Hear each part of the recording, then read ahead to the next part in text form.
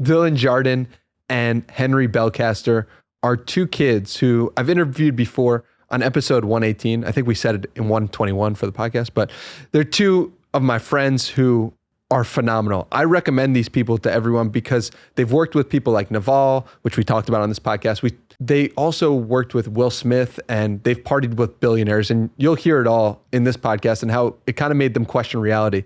So I appreciate them so much because they're able to use their two brains to create something that is magical. They have an amazing agency, and they're now transferring that agency into their own personal brands. In just 3 months, they've built up YouTube followings of 100,000 and 250,000 people themselves, and they know the secrets to going viral.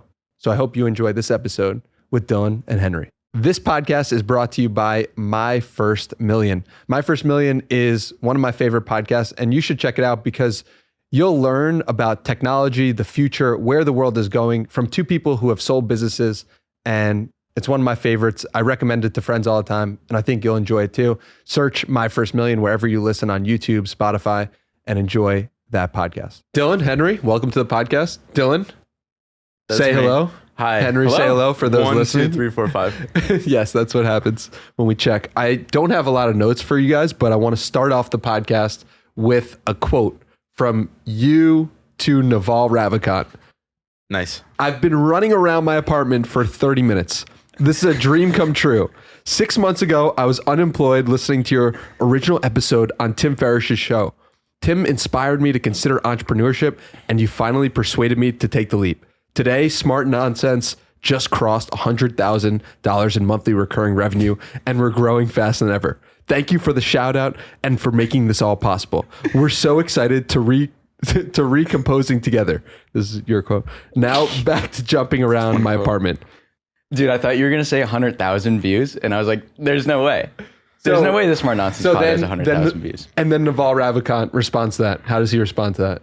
He gives me my favorite response of all time. Because that didn't sound like a quote. That sounded like a book. And then he just hits me with the...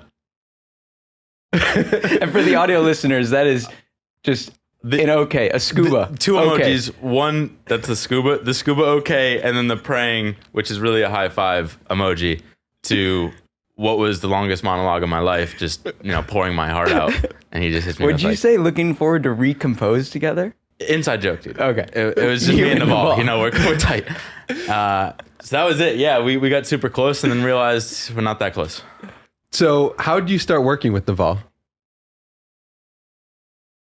Nivy. Ooh.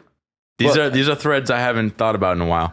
Well, right, be careful. I want to say first, be careful having us on a podcast, Danny. Why is that? Because you ask a question, we're just going to start throwing threads. I know that. I hear Hopefully Nivy. I can keep you guys on Nivy, track. I'm like, yeah. All right, so Nivy, he's like Naval's sidekick.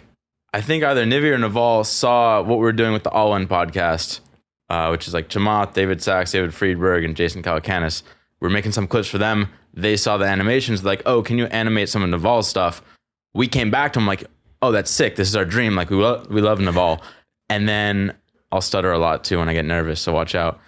And then we hit him back with some banging edits in our style that we were doing. But it was like aliens flying around, and like our style was whack back then. Naval was Yoda. And it was like, just because we thought he was the god. And He was Yoda to us. That was the mistake. They come back and like, dude, this isn't the style. We're not gonna do this. And we're like, sick, dude. Just we pieced for a little bit, and then we circled back a while back later when we realized one of our animators could do this visualized value style, which is super clean, super classy in Naval's sort of vibe, and it's since clicked. So we've been doing that. Yeah, well, you guys have worked with some of the biggest names in the world, basically. And some might say. And you only started 2 years ago. We had you on, I think, episode 121, which was a year ago around at this time, a year and a half. Like, how does it, what's happened in the last year and a half? What did we talk about on the last podcast? Because I know we had some beef. We talked about, I don't know, Danny. You know 121. I didn't know 121. We just hang out. But what was the question? How we work with cool people because we're awesome? Something like that. Yeah. In the last year and a half. So here's our approach to life. It's one, everyone's boring as shit. So we're like, let's try and be like fun. That's the first thing, and just go wild. That was like our kickstart on the internet. Was we stormed Twitter, and everyone's like, yo, Twitter's text, and we're like, not Twitter's video.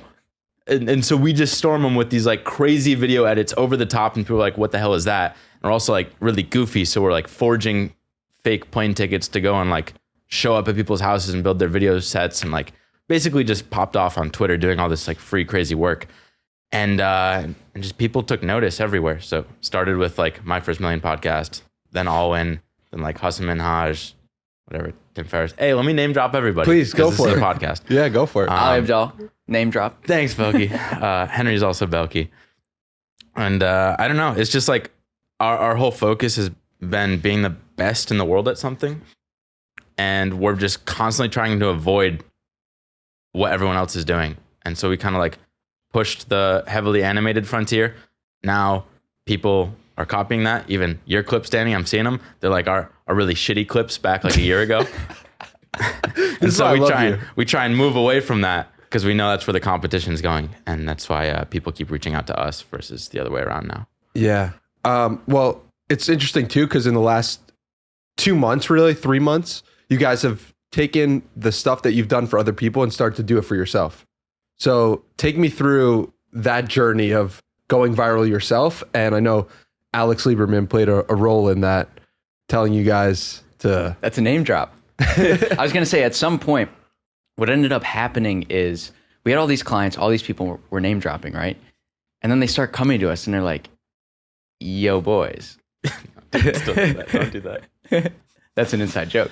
That's an inside joke. It's an inside joke. You didn't have to react like it was an inside joke. I'm staying on track. Sorry. They're like, hey, boys, you're charging us like $1 million a week, and you're saying you're going to get all these views on our clips. Our views are getting 60 clips. Our views are getting 60 yes, clips. Dude, first podcast in a while. Our clips are getting 60 views. They're like, how do y'all know what you're talking about? Belky, I can't let you talk because why? See what happens.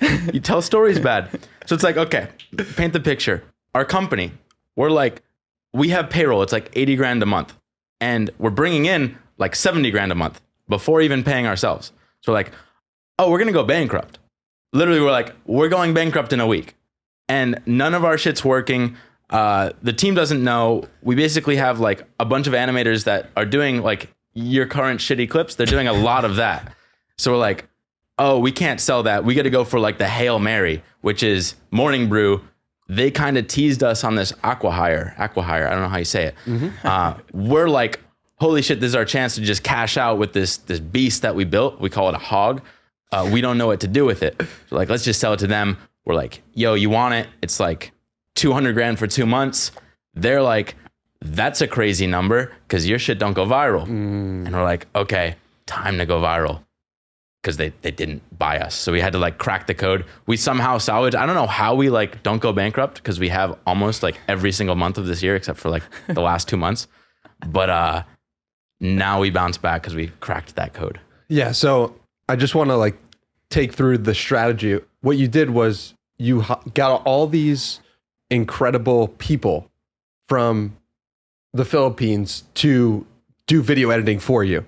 And then you used the connections that you had and use the connections you built on Twitter to do incredible clips for these people. And then you said, okay, like, let's go viral ourselves. And what has been the result for the last 3 months? Like crazy views, crazy attention.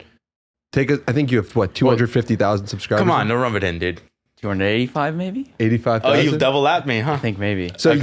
you have 285,000 subscribers. Yes. From YouTube. Zero to 285 in 2 months, which is kind of cool. 0 to 285,000, and you 0 to 83,000. Something. Is that right? We don't count. Come on, we stopped counting. Okay, we don't count. We don't count for probably losers. like 90,000. Regardless, it's still very impressive. So, how have you done it?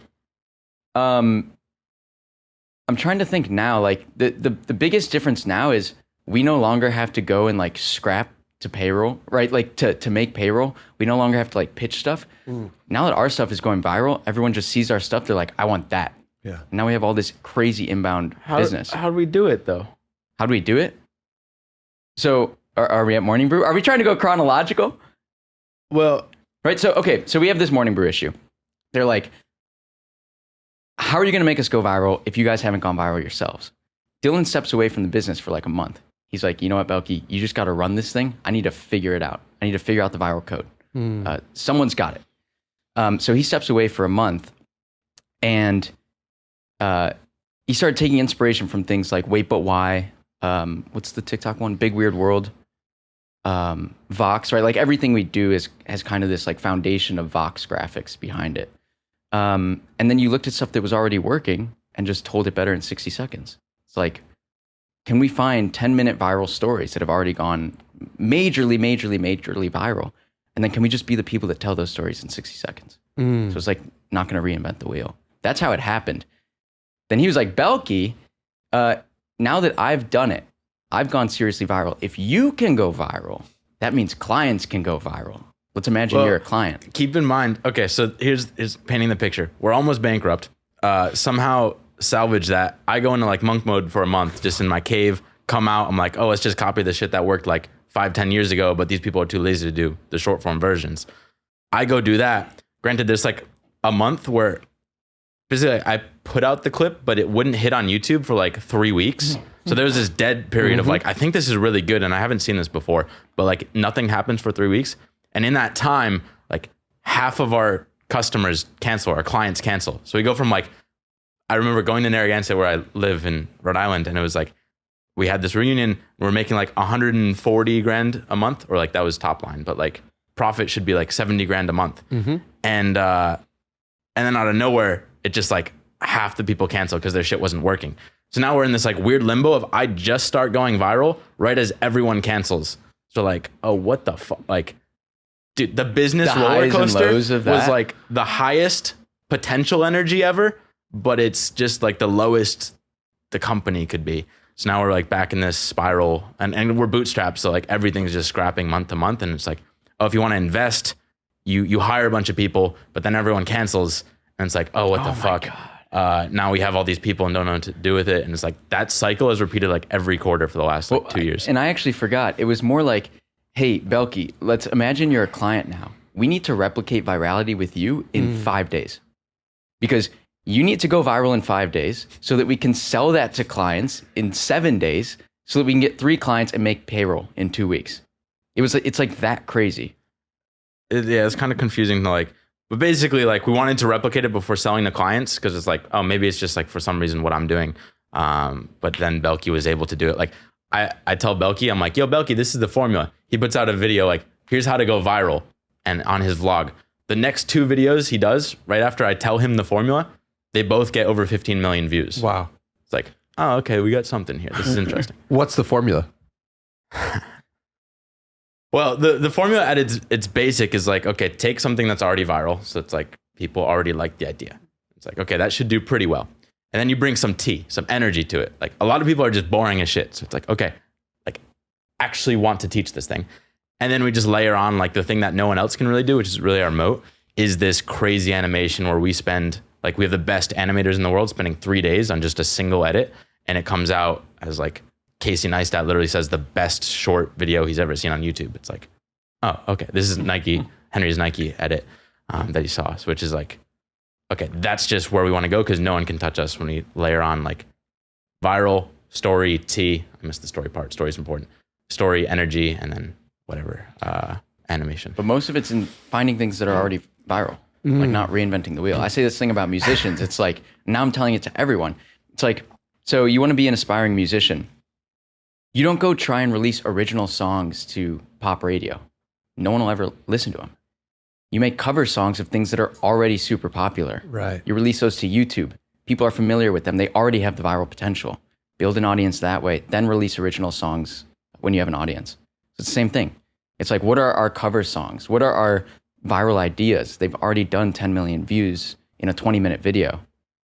Well, How can we tell that story? now we're doing it with clients because like our big thing right now, we're like, we might be in this other wave. This happened literally a year ago, like to the day where we sell out immediately. We have this like huge wait list. We sell out and then they all cancel in 2 months because the shit doesn't work for them. So like our fear right now is no one can really do what we're doing.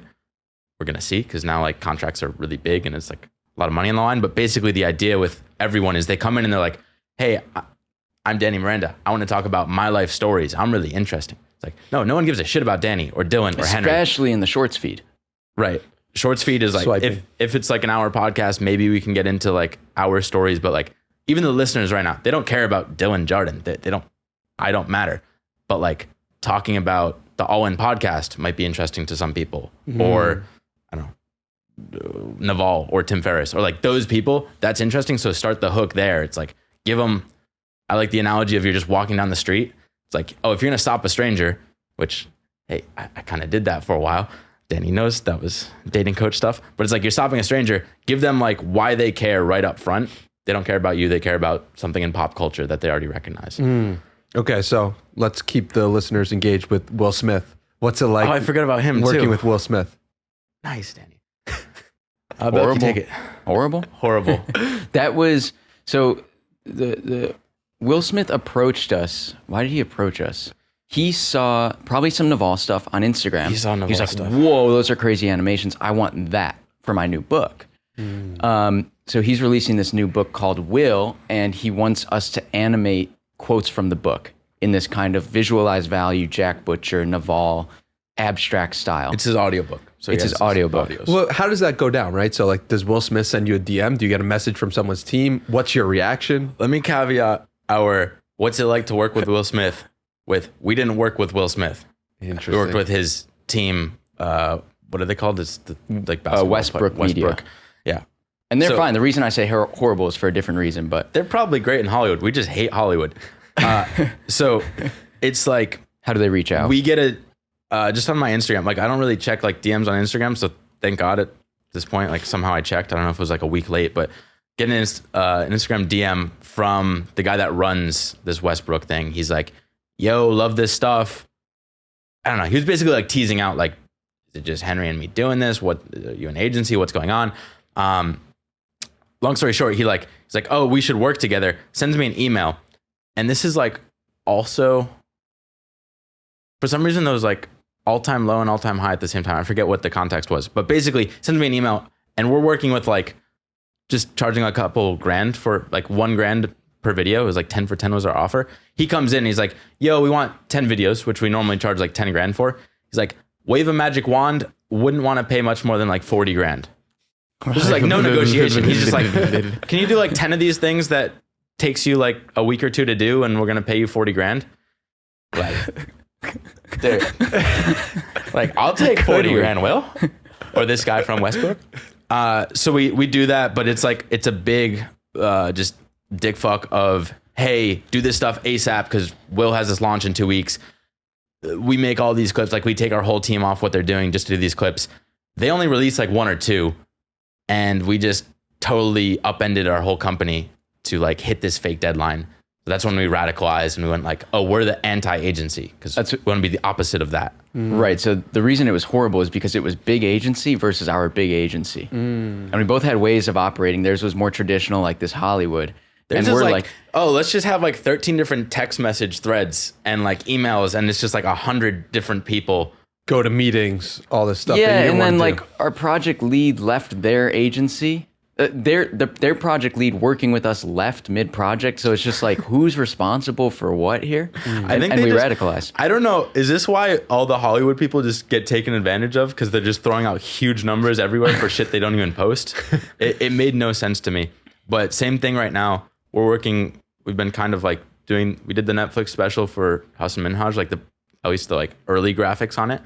And it's like, he's another sort of Hollywood-esque person that just throws crazy money, and like he'll give us like 15 grand a month and we barely do any content for him. We're like, dude, we have so many people that we're used to the scrappers that are like fighting for like, oh, can we get like half price on these clips? And he's just like, here's a lot of money, and then just totally forgets about us. Like, dude, I mean, we'll take the money, but like, how does an industry run like this? And then we basically take that and we like this practice of anti-goals. We're like, figure out what you hate and run in the complete opposite direction. So we're like, whatever's going on at these agencies that we really don't like, let's do none of that. And that's kind of how we built this like really lean agency. Who's been the best person you've worked with so far? Dharmesh. Granted, he's not the best Content creator. So he's a horrible creator. He actually has no desire to make video. He's just being forced by his like 8-year-old son to. Who's to do video. Dharmesh for those win the who game. are unfamiliar? Hey, might be a sponsor of this podcast. I don't know, but he was one of the co-founders of HubSpot, CTO, just a baller dude. It's kind of a funny story actually of our relationship with HubSpot. It was kind of like the downfall was partly because of him or like inspired by him. But he was like, I don't know, between $500 million and $1 billion in net worth. So he's just balling out. I remember the first time we went to negotiate because he wanted to do video and like grow his brand. He comes to us and he's like, hey guys, saw on your website it was like 10 grand a month or something. Can we do that? I want to do like long form videos. We're like, Dharmesh, dude, it's going to be like a little bit extra work. It's like 15 grand. He's like, all right, sounds good. Credit card swipe. Like literally 30 Done. seconds. He's like, oh no. So I'm telling that story poorly, but it was basically like, we tried to like haggle over a couple grand. And he's like, sure, it sounds all right. Like just, he doesn't care. He's Playing in a like, different league. It's just like, yeah, money's not real to him. So that was awesome. Granted, we like kind of abandoned him in a sad way, and we kind of want him back because he's a really cool person to work with. But also, he doesn't do calls. So what inspired us to radicalize in the sense of like, hey, anyone that wants to work with us, we don't do phone calls ever. That's just not a thing. It was because he has a website that's like, sorry, I don't do calls or something like that. And we tried to like use that playbook on HubSpot because HubSpot like created our company. They gave us like 30 grand to start per month, and it was like blew us up. But also we had this grudge because they cut our budget and then like almost killed our company. So we were like, whatever. This is what you're talking about, where my mind goes everywhere, Danny. I know what you mean. But they wanted to work with us again and like get restarted with like another project. And they're like, oh, can we hop on the phone and talk? And I'm like, don't do phone calls, winky face. And he fucking tweaked. He's like, don't do phone calls. And you're like changing the contract. Because I was out of town. I operate the thing. Right. Dylan was babysitting for me. He's babysitting the company.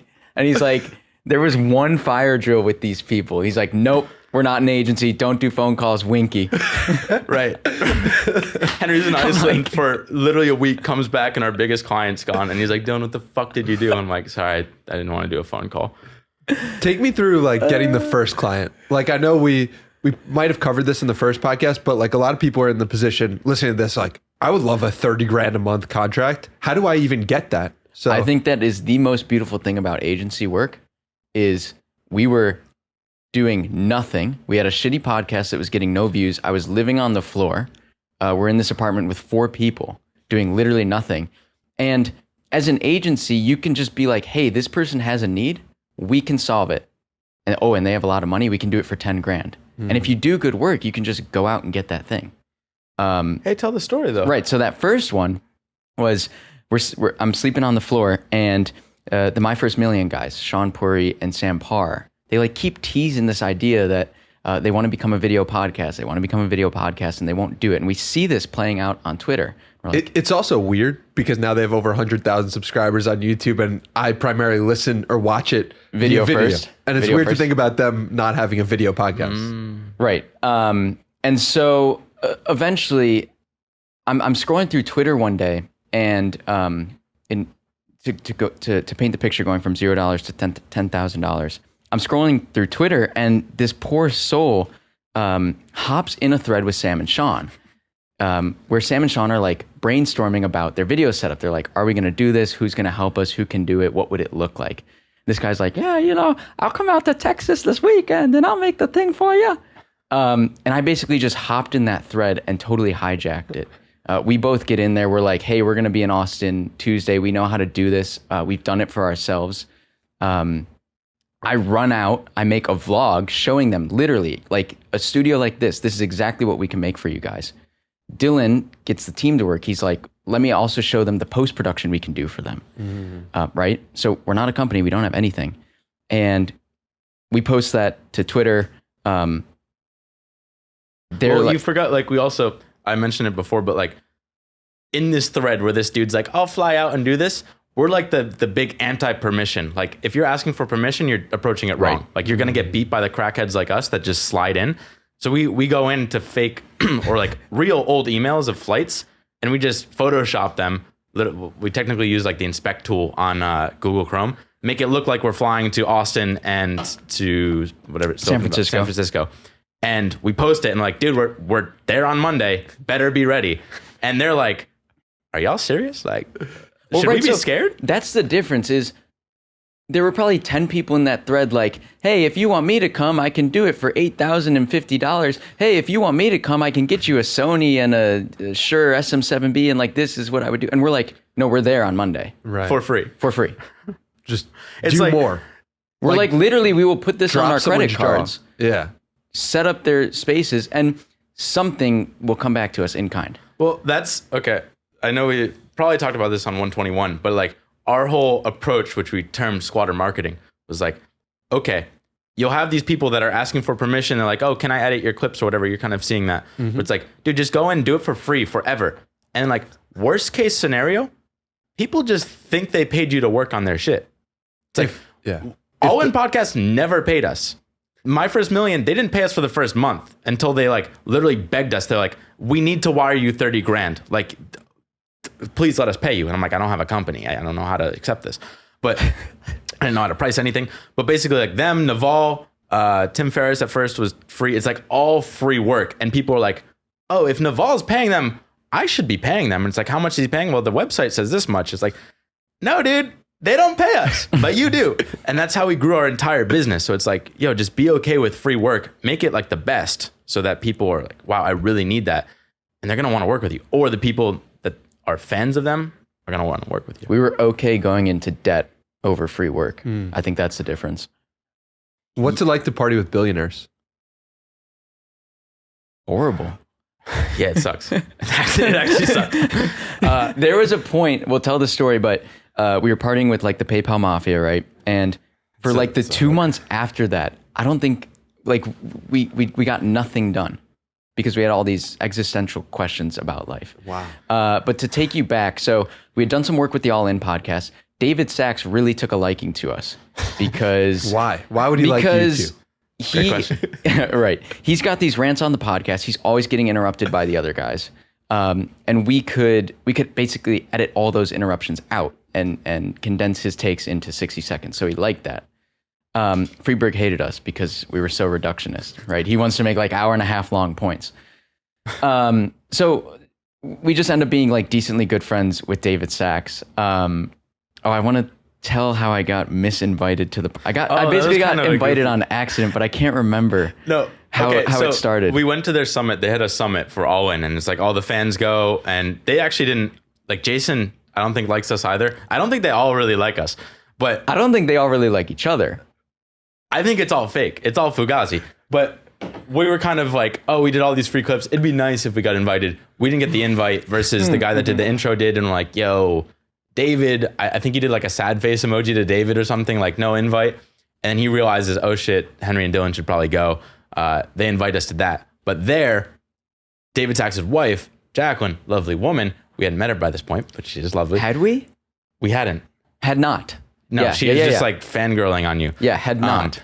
But she like emails Henry, somehow gets your email and is like, yo, Henry, would love to meet for dinner when we're there. And we like miss it. We fly out and we're like, oh, can't be there. And she's like, oh, well, would you want to come to David's 50th birthday party? Would we ever? Right. In Cabo or something. Well, I was on the phone for this. And she's like, oh, it's this weekend. And we're like, but we're crazy. So that's even better for us. So we're like, would we ever? So she's like, great. Okay. I will call you tonight just to go over some details and make sure y'all can get to the party. And I get on the phone with her and she's just like, oh my gosh, Henry Belcaster, like, I'm such a fan. I watch your stuff and just thank you so much for all the hard work you've done for the All In podcast and David. And first of all, we're like, does she think we work on the All In podcast? But we kind of squatter marketed her. Like she thought we were like part of the team or She something. thought we were part of the production team from the All In podcast. Because it was so good. The clips that you were creating were so good that And she's like, no one would do this for Perhaps. free without like, For months. working with them. And then she's like, okay, well, bring your wife to the party, please. Like, bring your wife and family. And I'm like, I don't have a wife. And she's like, well, but you're Henry Belcaster. Who's that woman in your videos then? I'm like, I don't know. And she's like, well, you have kids, right? And I'm like, no. Right. She already invited us to the party. So Yes. this super awkwardness of like, she's thinking, did I just invite the wrong person? We're thinking, does she know who we are? Yes. Henry's all by himself. I wasn't on the phone. He just relayed this. Right. So to paint the picture, she's invited us to the party. The flights are arranged. The hotel is 5 stars. It's very expensive. We get on the phone like a day before, and I'm not who she thinks I am. who does she think you are? I don't know. We still don't know. Unclear. Well, no. Okay, so I basically do damage control on the phone call. I'm like, oh my gosh, don't worry about it, like this, that, or the other. I am who she thought I was, right? She had seen some of my vlogs, but I guess she thought my girlfriend was my wife, and she thought my niece was kids or something. But what really worked was this idea of squatter marketing. She really did think, and granted, we did do a lot of work for him, but she really thought we were like deep in the production of the All In podcast. It also like, so you fully understand our feelings in the moment, like complete imposter syndrome. Oh my goodness. And I Like- never get imposter syndrome. I was an imposter. We actually, we'll tell the story of like the party and stuff, but there was a point at the party we went back to David Sachs's house with Jacqueline, and it was like this beautiful, I mean, they have like houses on houses, but this beautiful place. We walk in and it was just like, I hadn't met David Sachs to this point, and like, we get there, really nice place. Henry just has a panic attack and is like, I gotta go to the bathroom. Runs to the Like, is there bathroom. a bathroom? It's like one of those fancy Japanese toilets that fucking are like robotic. You don't know how to use them. He's in there. like I'm just gonna hanging pass out out. with like Jacqueline and David, and I'm like, they don't really know who I am because they're like, we just know Henry. So I'm Is just this like, Henry's wife? That's right. That's right. They're asking. right. Right. So not only does she not know who I am, I also have to ask if my business partner can come with, Right. because she wants my family to come. Right? They're party people. They're party people. They want to like meet my family, and like it's very much like that part of Silicon Valley is very like relationship based. And I'm like, so I'm not who you think I am. I'm not married. I don't have kids. We haven't actually done real work on the All In podcast. Oh, by the way, can I bring this clown? So what was we the went. actual party like? So, yeah, one, they offered to like fly us in their private jets, but we're like, yo, that's too much for us. We can't take that all in. So we just fly in like Southwest or some equivalent. We can't take that all in. Yeah, That's right. That's way too much. So we get there, and we technically signed NDAs, so we like can't say who was there, but you can imagine the people that were there. I have this photo, like you weren't supposed to take photos, but I have this photo, and in the background, it's like, this dude's worth $10 billion, 7, 3, 8. And it's just like Basically all every these people single from these movies we've seen. inspiration of ours ever. Yeah. But they're all, so we get the party. First thing, it's like this really nice beach resort, and they're like, actually my girlfriend, she, maybe you heard this story before, but I didn't tell my girlfriend where I was. I just sent her a picture of this like boat sinking. And I'm like, look, there's a boat sinking because it like crashed. And by boat sinking, this is like a multi-million dollar yacht. Right. That is like Titanic, like not too far out from the shore. It had run into a cliff and was like this. It's like nothing you would ever see before. So that boat sinking, I sent her the photo, and then I'm just like, hey, there's a boat. And she's like, oh, awesome. How is it there? And I'm like, not really responsive because I'm trying to like be in the moment. Then like a couple hours later, she messaged me. She's like, yo, what the fuck? You didn't tell me Cardi B was there. Apparently Cardi B took the same photo like in the pool next to me. And It's all over TMZ. It's just all, yeah, it's like millions of views on TMZ, and it's the exact same photo that I just took, And just she's from like, a slip. And that's why our relationship didn't work out. Yes, dude. Didn't tell her my fun. But so then you said afterwards you had an existential crisis Okay, yeah, for 2 months. The party's amazing.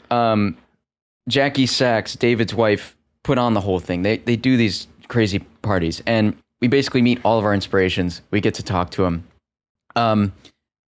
And the reason it became so existential is because they are us, or what we thought, but accelerated 20 or 30 years. Cry. Who did we make cry? Oh yeah. There's like Tell him your approach at the party. Finish your thought. Okay.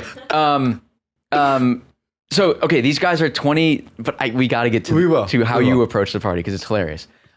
These guys are all 20, 30 years ahead of us, right? They've built massive things. They're like moonshot stuff, PayPal, Yelp, LinkedIn. I don't know how. No names. And well, this is why we need to go to Dylan's approach for the party. But what we ended up realizing is like, they're no happier than us. They've got tons of money. They're spending it on people like Cardi B. That was an awesome performance. But they're no happier than us when we got down to talking to them. Yeah. And this is funny because Dylan's approach to the party is how we figured this out. Well, the first thing, we had this joke. There's this person we codenamed Queso because he just like showed up and it's like this dude we were idolizing. Like he's like, multiple dudes are our idols. But he's just like at the party, just like eating cheese just by himself. And he's like literally the coolest person we could imagine. Just like no one's talking to him. Nobody's talking to him. And we're like, should we go talk to Queso? Because Queso, he looks bored, but he's also kind of weird. So like, what would we talk about? Because we're not technical at all. So we like chicken out, but it's just like, oh, that's the pinnacle. And he's as awkward as like a high schooler at a party that shouldn't be there. Queso's a billionaire who is not actually named Queso. Correct. Not named Queso. He's eating cheese, and we were in a Spanish-speaking country. Okay. For how the brain works. Yeah. That's how. Yeah. But kind of what we realized, we're like, okay, are they happier? We sit down at dinner, and it's like this crate, like there are probably like 500 people at this party. This super long table. Could I interject really quickly? We're like, well, you already did. I'm interjecting. We're like, okay, we're 25 years old. Everybody here is 50. We cannot relate with 24 anybody. 24 at the time. We cannot relate to anybody here. Someone we know, the founder of Gumroad, was like, you can really only be friends with someone who's plus or minus 5 years of age. Interesting. So we started realizing that when we're like, we can't approach Queso. We have nothing to tell him. Like, what are we going to talk about? He's got kids. We don't have kids. What are we going to talk about? Oh, you want to interject? No, I didn't speak. I used a finger. See how I'm almost done. So our approach became like, how can we just learn the most from these people while we're here? And that's how we get to this long table for 500 people. Long table. It's like Game of Thrones style table. Thanks for the interjection. Like, yeah, you're welcome. So we sit down next to this guy, and he's like one of the neighbors of David Sachs. He has this like hedge fund worth hundreds of millions of dollars. He's the sole owner. So it's like, okay, awesome, super rich. We sit down just like making small talk, but I don't like small talk. I'm just like, yo, let me ask the questions I actually care about. So I'm like, hey, dude, you're super rich, right? We're young bloods. We don't have your money. We don't have your prestige. But we noticed a trend. You have these people, they're super successful. We're starting to leave some of our friends behind. Do you get that feeling in your success that you've also left some of your friends behind? This is a key detail I haven't talked about, but maybe it's obvious with the Queso scenario. Everyone here has Asperger's. No, it's true. And he does too. You have Asperger's? He's diagnosing me. It's a spectrum. Yeah. I don't know, but everyone's super like emotionally not there, like empathy. I don't know what it is. I thought, okay, different thread. But basically, so his response is like, that's a really good question. He's like, I haven't thought about that in 30 years. Now that I think about it, I've left a lot of friends behind. Wow. A tear starts from. No way. He's like, what? And his wife's right on his side. Comes down his eyes. He's like literally like. I think he actually said like, I don't really want to talk about that. Right. It was to the point where he was like I'm breaking down someone with Asperger's and they don't have emotions. Wow. So it's like, this is the hard hitting question. You know, there's some truth there where he's like, yeah, I'm really just, this is when he like regrouped. He's like, yeah, I really don't have any friends from high school or my early days. And we're like, oh, those are our best friends. We don't want to leave those people behind. Granted, we kind of are, but like, it's been a battle because really I have this existential crisis all the time. It's like, why the fuck are we trying to be successful? Like, I really just want to hang out with Belky, shoot the shit with Danny, just hang out with our boys. I don't care about a lot of this stuff. So that's been the crisis we're constantly in. It was funny. We asked David Sachs the same question, told him his buddy said that and shed a tear. And he was like, fuck that. That's bullshit. He was like, look at all this. Look at what all this affords. And we were like, meh. Not for us. What are you guys chasing? Girls. You are in some respects. I tell Henry this because there are like two relationships that are really important in life. Like as you're an adult, it's your work relationships and your personals. Like basically your business partner and your wife. Like, yo, Belky's dope. I want to work with him till the day I die.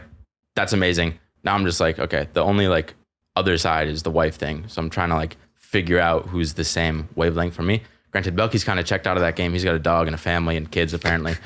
So I don't know what you're trying to do with life. I have no idea.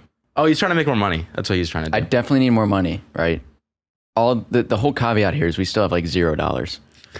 Right. Somehow we don't have money.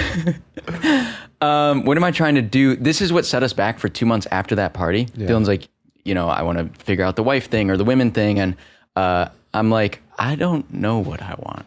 And then I just like spiraled. I still don't know. For me, it was just like, I just get energy out of doing things, out of like putting one foot in front of the other. Sometimes I have an issue putting that energy in the right direction, but I'm just like, for now, just running. That's the saddest just running I've ever seen. For now, just running. Okay, so if girls are the thing you're chasing and in actuality, like a relationship or a wife, like how do you find a wife? So here's my goal right now. I don't know if it works, but I guess Andrew Schultz, it worked. Where like you're building a brand. So you're like putting out your personality to the world. Granted, you make the joke all the time. I'm not like this ever. Like I basically stay quiet 23 hours a day and then like fucking explode on a podcast. But we'll come back to that. But basically, like let me just put my whole personality or like what I'm into the world and see if we attract cake scientifically. He jokes because I make stupid fucking shorts and he's stroking me, so that's fine. But like this short was how to cut a cake scientifically, so that's who I'm going to attract to my, life. A baker. But basically, I just want to attract these people. Maybe they'll slide into the DMs one day, or I'll go to events that are like for people that are doing interesting things. Then I'll meet people there because they have like similar ambitions, goals, interests. Yeah. So your mission to find a wife is basically to become famous, and that will increase the pool of people who know you and know your personality, which will attract the right mate to you. Which it might work. It might blow up. I don't know. We'll My other approach was just talking to girls in the street during the day, but that's kind of annoying and hard. So this might be doesn't easier. compound as easily. That's exactly right. So you guys have started putting out these shorts, and you guys have a great podcast yourself called Smart Nonsense. I enjoy it tremendously. But the thing is, your personality on the podcast is different than your personality in real life. Sorry for those who are listeners of that podcast. And that's only from, I've known you in real life for maybe a day. And Dylan, I met you, I don't know, like we've hung out 3 or 4 or 5 times, but I could tell there's a difference in what you're presenting versus who you are. And I'm curious how you reconcile that difference. Well, I think kind of, because if you watch us on the podcast, that's also just like us in full bloom. Like, I know there's a difference in probably how you two interact, and we 3 do right now. But if you compound like 6, 7, 8 years of friendship, if you find us on a trip in a hotel room, we're acting the exact same as the podcast. Yeah. It makes no. Well, that's kind of the beauty of the podcast. That's the podcast problem. Is it makes no sense. It's straight inside jokes. What's beautiful and a problem. With I'll go home for Thanksgiving. I don't know when you're gonna drop this, but maybe it drops on Thanksgiving, and you can imagine Dylan. I'm just with my family and I have nothing to talk about, and I'm just there. They're just like, "How's life, Dylan?" I'm like, "Did you listen to the podcast?" It's like I don't know. We're just like different. Not many people on the same wavelength, but when it hits, it's just that like constructive and deconstructive interference. He did physics. I was gonna say a rogue wave. Basically, constructive interference is like you're both going up, and then because you're both hitting a high, it like multiplies. Yeah. You get like a 2, 4x, 8x. Huge multiplier. And deconstructive interference is like when you're out of sync. That can be a problem. But we got a lot of constructive interference. So most of the people in my life think I'm like depressed and Aspergered out. Really? Because I'm just like this all the time. But I'm like, no, if we hit the right topics, I get jazzed. Yeah. Or on a first date, I'm usually good because I'll be like interesting. But like yesterday, a girl asked me, she's like, yo, what'd you do last week? Because she was eating and I didn't want to eat and something, so her mouth was full. But I couldn't tell anything interesting. I was boring as shit. I'm like, sorry, I don't know how to I only know how to talk about business and like books. So I don't know. I can't reconcile. I can't speak. I can't reconcile the two. Yeah. But I actually don't think we're acting in the podcast. I don't think so either. But I am curious, just like from your perspective, if it becomes, it's just like we're all presenting different versions of ourselves to the world at different times to each other. Like your interactions with your parent is going to be different than with a friend. And I don't think we often think about that when we're listening or watching a podcast or conversations happen. Well, it's true. And this used to make you so mad about me, right? You'd be like, how are you a different person with me? And then your girlfriend. Still makes me mad. And then your present tense. And then your family, right? And like, right? Like, I guess one of my superpowers is maybe this idea that I can just kind of chameleon with different people. No, you're just, what do they call that? Where you're like amicable. You're like, you won't ruffle Indifferent. feathers. Conflict averse. That's a better word. But yeah, I'm just like, I'll tell you Rejects your podcast it. clips look like shit. Yeah. And like Belky will be like, no, they're really good. I'm like, Belky, stop doing Danny harm. These could be popping off, but they're not. So it's like, I'm kind of like, I like to take the polarizing end of the spectrum, and agreeable. That's the word I want. Agreeable. You're more agreeable than I am, and I'm whatever the opposite is. So what could I do to make the podcast better? Okay. So you're like, where do I start? Well, you didn't listen to my clip suggestion, so Here's the thing. why are we here, Danny? We're here because I want people to get the same advice that you gave me privately. Okay. Didn't take it though, huh? It's a progression. Okay, yeah, I have patience. My thing was like what I talked about earlier with the viral formula. It's like give people. Actually, what was his name? Sean? Was he the guy that was on the TikToker dude that? Sean Malay. Malay. Okay, he talked about this, but like people like story. So like ideally you have a story and there's some like pop culture at the start. Like I don't know, you were putting out like Dolma clips the other day. I'm like, What's no one Dolma? She was a person on the podcast. Oh. But like, no, I don't care about her. If Like, I scroll on her, I don't know what is Doma. so I would just not do those clips to start. It's like the eliminate. Just don't even worry about those. Probably from this podcast, maybe we talked about like important people. So it's like maybe interesting to include in some stories. But like anything that doesn't have a pop culture reference and like a nice story, just like don't worry about those. Invest all your time into much fewer clips. Like we were in the quantity mindset before because we're like, oh, we don't know what hits. We don't know. It's what a goes viral. lottery. Right. And then we realize it's like, no, when we script shit or like when we actually know the true strategy, invest all your time into that. It's like Warren Buffett investing. It's like, if you know the winners, invest all your energy into that. It's like from this podcast or from whatever things you're doing, you can roughly tell like the 1, 2, maybe 3 potential winners there. You don't want to make 10 clips. That makes no sense. Invest all that time into just getting a really good hook that's like something pop culture that people care about. So it's like, this is the party with the PayPal mafia. And then it's like our story. That's exactly what I was going to say. You can't just roll the clip of us talking about this party with David Sachs. Even if we mention it, it's like we were too sloppy with that story. You're sloppy. never the sloppiest. You're never going to get an awesome hook that first 3 seconds from our story. Well, that I would probably record a oh, he's got the same advice as me. I would probably record a separate hook where you're like, these dudes were partying with the PayPal mafia. That's like These dudes were broke 3 days ago, and now they're something like that, right? Like you want to hit PayPal mafia. Yeah. You probably want to be like, these are broke clowns. You give all the context and it looks super native because it's like you talking to this camera or whichever one of these two. It's like these two dudes snuck into the PayPal mafia party or like whatever the hook is. It's like really, really good, gives all the context you need, and then cut to the clip. Yeah. And the story can be sloppier. The hook can't be sloppy. Yeah, the hook, like it's gotta be better than what I gave, but it's like, how long does it take to write a good hook? It's just basically like the title of a viral video is the hook. So I'm like, Danny, take your 3 best clips from this episode, spend all your time on those, shoot the hooks, because they're like trend to fire, I think is one person that does it. Colin and Samir, they did a version of this. It's like, stand out. Don't do the shit everyone else is doing. Like you gotta have your angle. That's how we kind of succeeded, is having the unique angle of highly animated clips now. And you don't have your angle. So you're just like another like above average podcast, which is just kind of like, maybe you beat them because you do it for 7 years, but it's like, how about 7 days? Yeah. It's a lot more exciting. Life is way easier when it works too. Like, Yeah. For sure. Like we used to take that mindset where it's like, well, we can just outrun anyone for 7 years. Yeah. And it's like, well, it was really hard. Then we got all these views and we literally can't stop people from paying us to work with us. Yep. It's like easy mode. Why are you guys the next Mr. Beast? I'm not gonna be. I realized I'm too lazy. 8 clips in October. Yeah. So Henry shits he's on out me. here tweeting like, there's absolutely no doubt in my mind we're going to be the next Mr. Beasts. I'm like, you released 8 clips in October. Yeah, well, that's my thing.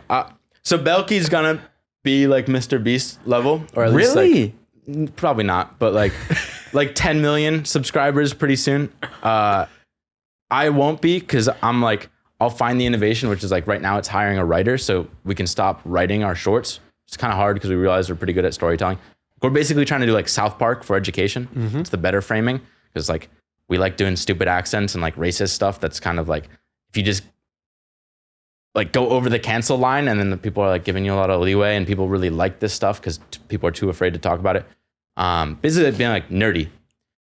I don't know what that whole explanation was, but basically Henry will run. I'll figure out like the hacks to keep nuke boosting Henry. So you like, that's a gamer term. Like Henry grows really fast. I'll keep growing like just enough. I don't It's need also to be that really crazy. fast. Yeah. You've got almost 100,000 subs in the last 3-4 months. So what I want to do is crack long form right now. That's my goal. Because we're really good at shorts. Let's just do the like 10-minute version of that. I just bought a camera yesterday. Whoa. So, you know, we'll see how it goes. To answer your Mr. Beast question, the reason, which is still true, Didn't answer the question. the reason it is still true is because of scale. So the reason Dylan was like, we're going to be the next Mr. Beast is because we can hit a scale that nobody else can. And the reason we can hit that scale, we believe, is because we approach content creation as entrepreneurs first. Entrepreneurs first. Where What we does see that mean? Where a lot of content creators are artists first, right? They're making their art. We do a little bit of that, but what we do instead is look at every angle of our business, every angle of our clips, the hooks, the story from a business lens. And we're like, how can we do this with 10x more impact? How can we hire writers to put out 1,000 times as many clips, right? And so we have a team of 60 people. It's a business first. Right. I mean, we look at like one of our friends works with Casey Neistat, and it's like Casey will never give up editing. Granted, like most people aren't that radical, but like it's hard to pay for editors. So if you have to hire like a $5,000 American to edit, it's really hard. We were poor. We were like using our unemployment money because I quit my job. Henry was like canceled wedding stuff for COVID. We used all that money to go hire in the Philippines. So now we have 60 animators who are all paid for. We can use half of them just on our own stuff. It's like, who can have 30 animators just working on their stuff? Like that's a scale that no one can reach. I literally, like we could 5x Mr. Beast's output, which is crazy. We haven't gotten there because like we're the bottleneck now with writing the stories. But when you come at it from the business first and like building something sustainable versus like, I'm just a creator that likes making videos and they popped off. We were never that person, but now we are. So I think it's hard for anyone to like be our moat that we have. Yeah. I'm excited to watch the journey unfold. Are there any stories that we haven't covered that you'd like to mention? Not off the top of my head.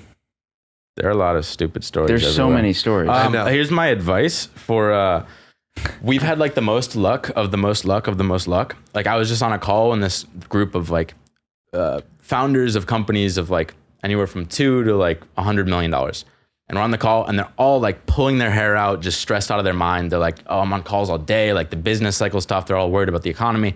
Like That's how the call went?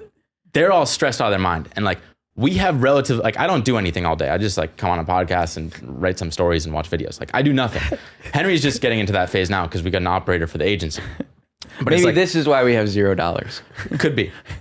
We don't actually have $0. I think we're actually really profitable right now. But the idea is like we've had the most luck and we have like a really good business sense. There's like the Dunning-Kruger, which is like you're most confident when you know the least. So I'm like concerned where we don't know very much, but I think we're beyond that. I think we know a lot about business. So it's like most people aren't like that. So we're like, originally I was like telling everyone, really easy to make a lot of money with an agency, get out of your like W-2, 9-to-5 job. I was preaching it. I'm like, look how easy it is. But it's like, if I didn't have Henry, I would have quit a long time ago. But for some reason, it's just really fucking fun when we're like almost going bankrupt because we're both in it together. But most people don't have Henry. They don't have like business sense and luck and all that stuff. So it's like, yo, employees, probably a really good job. You should stick to that. Wow, interesting. I didn't expect. I've you come to say full circle. I don't think anyone should do what we're doing. Okay, wait, and also a final challenge from both of you guys to people listening. Oh, I heard this on the last podcast. What's the final challenge? A challenge to people listening to pursue the greatest version of themselves. We have to get the challenge. Yeah. Two separate, it could be, or one together. Okay. Hold hands while we do. Well, originally my challenge was going to be like, hey, most people, what I hate about entrepreneurship is everyone's like building something. One of our original clients, they build it for way too long. They have like a crypto NFT project. We've been working with them for like a year and a half. They just launched and it's an absolute flop. That was my challenge. Like, okay, well, maybe we hold hands and talk about it. But it's like, just make $100 this weekend or like $1 today. I think a lot of people don't do that. That's why like we were successful in bootstrapping, which means like not taking on fundraising money, because we just made money like from day one. We're like, hey, it costs $10,000 to work with us, and that funded everything else. Most people will like get bogged down. I have one friend that's like always text me. He's like, dude, I'm thinking about this for an agency. What do you think about that? I'm like, what about this domain name? Which one do you like better? I'm like, dude, how much have you made off of this? It's like, I haven't yet. It's like, okay, talk to me when you make $1, and then we'll figure out the name. It's like, we didn't have a company and we made 30 grand a month. It's like, I just hate the people that are like the entrepreneurs. It's like, yo, make $1 if you're actually caring, but I think most people shouldn't. So like my challenge is fucking don't do it, but if you also are, do it. make money right away. Make money right this away. weekend. $100. Mine, I got from Dylan, who's really good at this, is the challenge would be look at whatever you're doing, whatever you might be working on. Maybe you're an entrepreneur, maybe it's your business. Eliminate 90% of what you're doing. Eliminate as many things as you possibly can. Because my instinct was always, oh, let me do more. Let me delegate this out. Let me bring more people on. It's like, no, eliminate 90% and then see what you have to add back in. And those are the core things that probably need to stay. But we found like most of our business, most of the agency stuff, we just eliminated stuff. It's a little bit hard to do. It's painful at first. And then the stuff never comes back. And now you've just like eliminated all those headaches, all those lines of business, all those distractions. That was on the call. It was like them saying, my whole week is like 25 calls a week. Like, how do I get out of this? I'm like, you try just not doing calls? And they were like, I'm like, can you just ask for a preview of the call and then just respond to whatever they bring up? And like, I don't know. People just don't. Okay, here's my challenge. My third challenge. Dude, how many do you want? I'll be here all day. I know we had an hour, but whatever. Like, just challenge everything you do. This works well because I'm lazy. So I'm naturally like, if I'm procrastinating, I'm like, I shouldn't be doing this. So like, I don't like writing. That's the bottleneck. Hire a writer. It's like, Tim Ferriss has a thing, eliminate, automate, delegate. Like the first thing is just eliminate. That's the easiest thing. Eliminate 90% of the shit. Like most stuff you do doesn't actually matter, or you don't need to do it. You're just telling yourself a story why you need to. And then after that, automate.